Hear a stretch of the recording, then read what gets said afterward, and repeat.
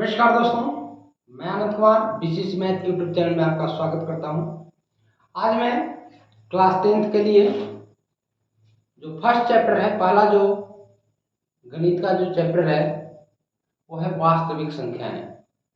तो मैं आज बताऊंगा वास्तविक संख्याएं के बारे में। सबसे पहले इसका परिचय कराऊंगा कि वास्तविक संख्या क्या होती है, उसके बारे में बताएंगे। तो सबसे पहले इसका बेसिक इंट्रोडक्शन कराना जरूरी है। तो आपको सबसे पहले इसका बेसिक बताएंगे, जड़ बताएंगे कि जड़ क्या होता है। ठीक है, तो जो भी नए व्यूअर हैं चैनल को सब्सक्राइब करें, वीडियो को लाइक कर दीजिएगा और अपने दोस्तों को भी इसमें शेयर करना ना भूलिएगा। तो चलें, आज हम बताएंगे आपको सबसे पहले कि वास्तविक संख्या। तो हम लोग को जो पहला चैप्टर है दोस्तों, वास्तविक संख्या पढ़ना है। तो सबसे पहले जानेंगे संख्या के बारे में। संख्या, अब संख्याएं जो होती है दो प्रकार की होती है। गौर से सुनिएगा इस बात को। संख्याएं जो होती है वो दो प्रकार की होती है। देखेंगे, पहला जो होता है वास्तविक संख्या होता है, वास्तविक संख्या।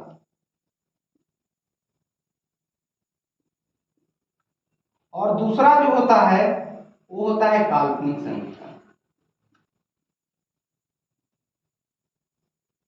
काल्पनिक संख्या। तो हम लोग को पढ़ना है क्या, वास्तविक संख्या के बारे में, लेकिन जानकारी रखना है कि वास्तविक संख्या क्या होता है, काल्पनिक संख्या क्या होता है।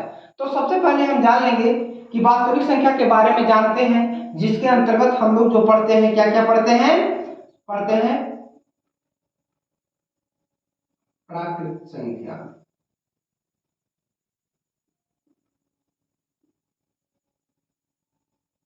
ठीक है, प्राकृतिक संख्या पढ़ते हैं। दूसरा क्या पढ़ते हैं, पूर्ण संख्या पढ़ते हैं। तीसरा क्या पढ़ते हैं हम लोग इसके अंदर, परिमेय संख्या भी पढ़ते हैं। अपरिमेय संख्या भी पढ़ते हैं।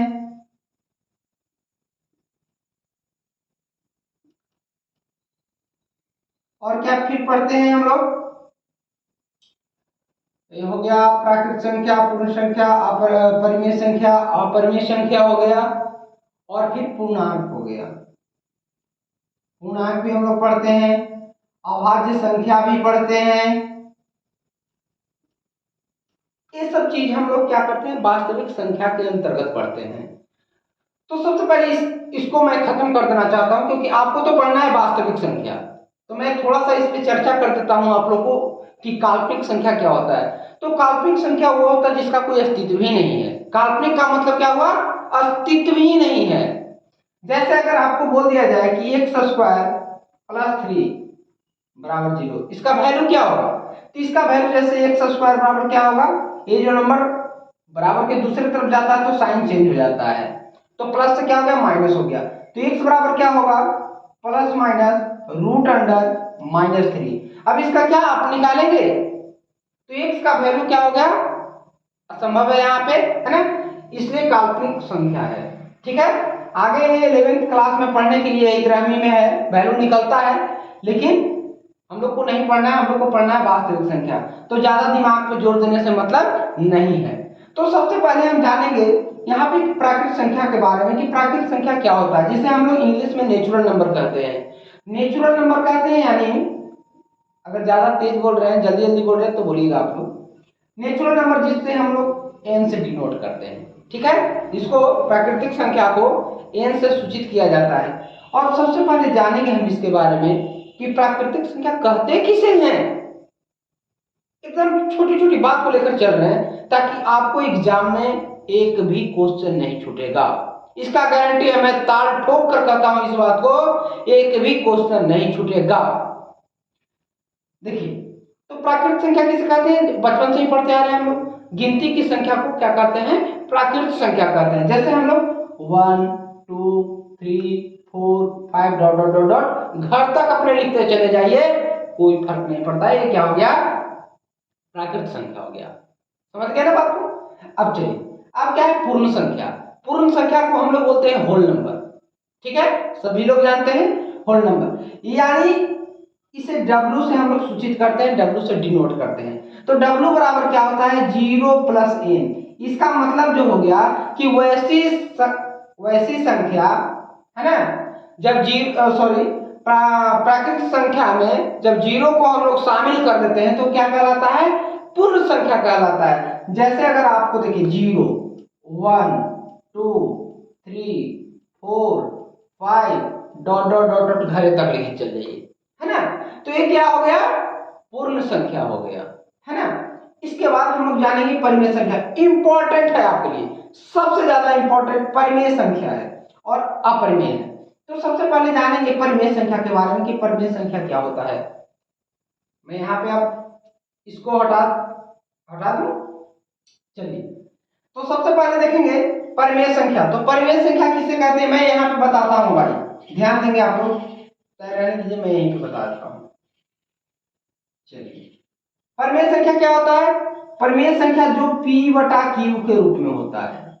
क्या होता है, मैं इसका एग्जांपल हटा दे रहा हूं, जो P बटा Q के रूप में होता है, जहां Q बराबर 0 नहीं हो, जहां क्या हो, Q बराबर 0 नहीं हो,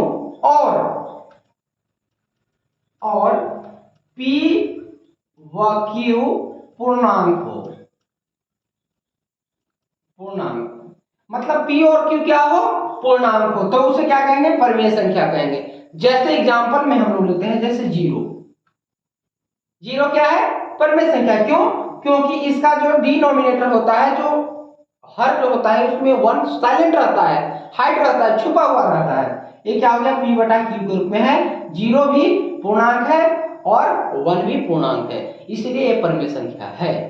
ठीक है, बात को समझ रहे हैं। चलिए, अब आगे हम लोग चलते हैं अपरिमेय संख्या। तो अपरिमेय संख्या किसे कहते हैं, बहुत से बच्चे इसमें फंस जाते हैं। तो देखिए, अपरिमेय संख्या हम लोग अभाज्य संख्या, देखिए इस पे सबसे पहले चर्चा कर लेते हैं। अभाज्य संख्या, अभाज्य संख्या कौन होता है, वैसी संख्या जिसका 2 फैक्टर होता है ना, वैसी संख्या जो 1 से और खुद से जब डिवाइड होता है तो उसे क्या कहते हैं, अभाज्य संख्या कहते हैं। क्या कहते हैं, अभाज्य संख्या, यानी प्राइम नंबर। ठीक है ना, वैसी संख्या जो 1 से और खुद से डिवाइड होता है, विभाजित होता है, उसे कहते हैं अभाज्य संख्या, है ना। जैसे 2 3 5 7 है ना, 11 13। तो देखिए, ये तो समझ गए आप लोग अभाज्य संख्या, है ना, क्लियर है आपको, माइंड में घुस गया ना, हाँ यह सेट कर लीजिएगा। अब चलिए देखिए, अब जानते हैं सब, अब इसके बारे में जानते हैं हम लोग, अपरिमेय संख्या के बारे में जानेंगे कि अपरिमेय संख्या क्या होता है। तो अभाज्य संख्या को जब हम अंडर रूट में रखते हैं तो क्या होता है, अपरिमेय संख्या होता है। यानी रूट के अंदर में क्या होगा, अभाज्य संख्या। अभाज्य संख्या जब भी रूट के अंदर होता है तो क्या कहलाता है, अपरिमेय संख्या कहलाता है। जैसे एग्जांपल में अगर लेंगे हम लोग √2 √3, है ना, ये क्या हो गया, आपको अभाज्य संख्या हो गया। क्लियर है, समझ गए बात को। चलिए, अब इसके बाद ये समझ गए, तो अगर स्क्रीनशॉट लेना चाहते हैं तो आप लोग स्क्रीनशॉट ले लें, और नहीं तो मैं आपका इजाजत हो तो मैं इसको डिलीट करूं, और धकाधक शेयर भी करते जाएं, आप लोग अपने दोस्तों के बीच में शेयर करें। चलिए, तो मैं आगे आपको बता दूं, इसमें इसको मिटा रहा हूं, ठीक है, चलिए इधर ही मिटा देता हूं।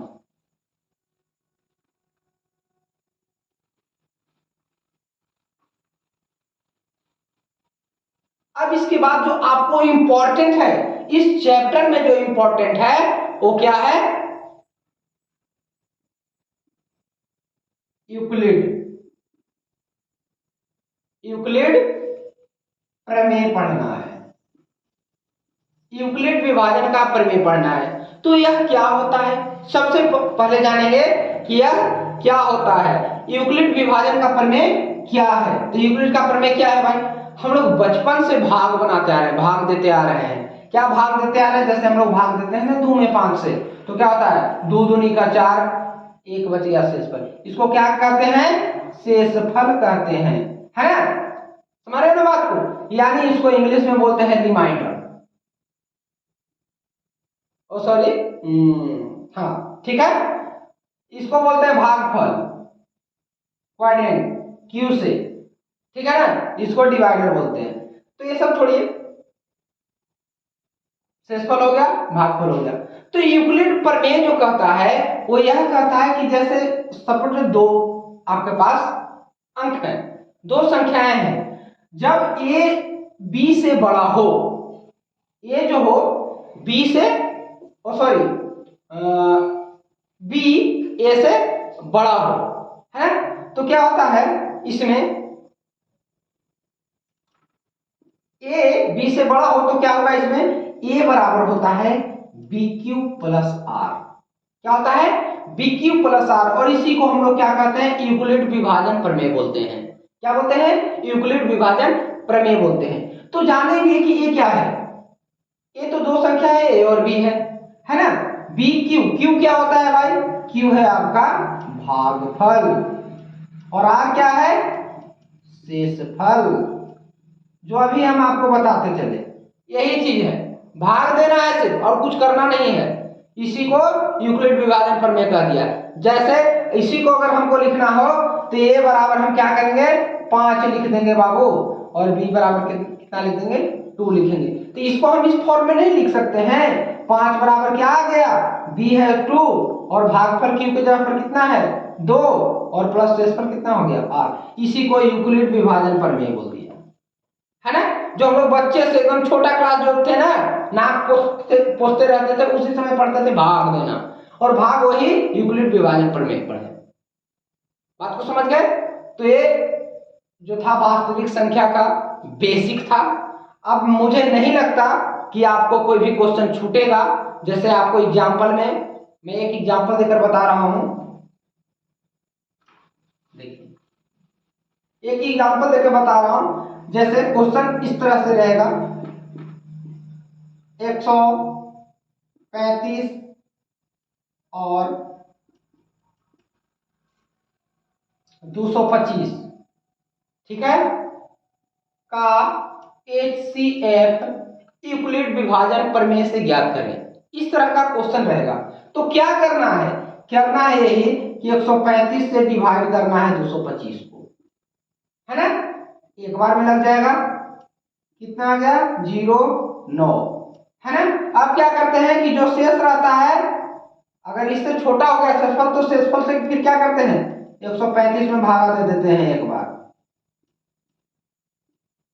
अब देखिए तो शेषफल छोटा हो गया ना इससे, तो फिर भागा दे देते हैं, कब तक, जब तक कि पूरा पूरा कट न जाए। तो 45 दूनी 90, यानी मौसा कितना हो गया, एचसीएफ कितना हो गया, एचसीएफ है जो 45 है। तो कहेंगे कि ऐसा लिखना है, नहीं, वो जो बोल जब लिख दिया कि यूक्लिड विभाजन प्रमेय से, तो आपको लिखना है किस फॉर्म में, वो लिखना है इस फॉर्म में, ए बराबर बी क्यू प्लस आर के फॉर्म में। तो इसी को लिखना है। ये देखिए किसको हम लोग दिए, 225 को भाग दिए थे किससे, 135 से।